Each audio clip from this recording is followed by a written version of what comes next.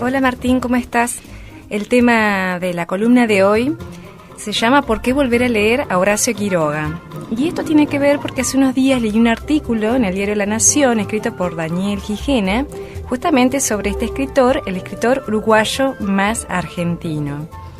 La razón del artículo son, por un lado, los 80 años de su muerte y los 100 años de la publicación de Cuentos de la Selva, que se cumplen este año, y que dan pie para volver sobre este maestro del cuento. Por mi parte, descubrí a Horacio Quiroga en la adolescencia. Recuerdo que el primer cuento que leí fue A la deriva y me impresionó muchísimo porque esperaba otro final. No sé si vos te acordás, si lo has leído, ese cuento, Martín, en el cual el personaje es picado por una víbora y da toda la sensación de que se va a salvar y sobre el final muere el personaje. Y otro de los cuentos que me acuerdo también de la época de adolescente es El almohadón de plumas. Esa mujer recién casada que enferma y no sabemos por qué, cuál es la razón, cuál es el origen, muere y el problema era un bicho que le sustraía la sangre, chupaba la sangre en el almohadón donde ella apoyaba la cabeza. Bueno, no sé si ustedes desde casa se estarán acordando de algunos de los cuentos. ¿Cuántas generaciones han leído a Horacio Quiroga en la primaria? Justamente con este libro que yo les decía, Cuentos de la Selva, cuentos de amor, de locura y de muerte. Y si tuviéramos que contestar por qué leer hoy a Horacio Quiroga, le responderíamos a esta pregunta con estos puntos. La obra de Quiroga integra el canon de clásicos de la literatura argentina y uruguaya. Sus cuentos tienen una vitalidad que los hacen vigentes.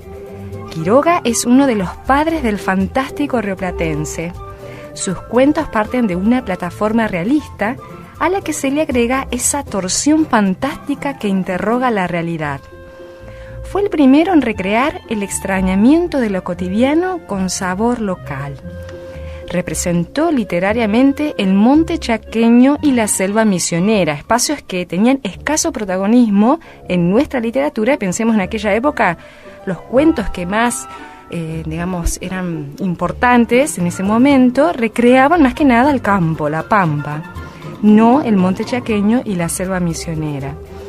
Fue uno de los primeros escritores profesionales. ¿Qué significa esto? Que vivía de la literatura, porque en la época en que vive Quiroga, pensemos primeras décadas del siglo XX, los que más escribían eran médicos, eran abogados, no eran precisamente escritores de profesión.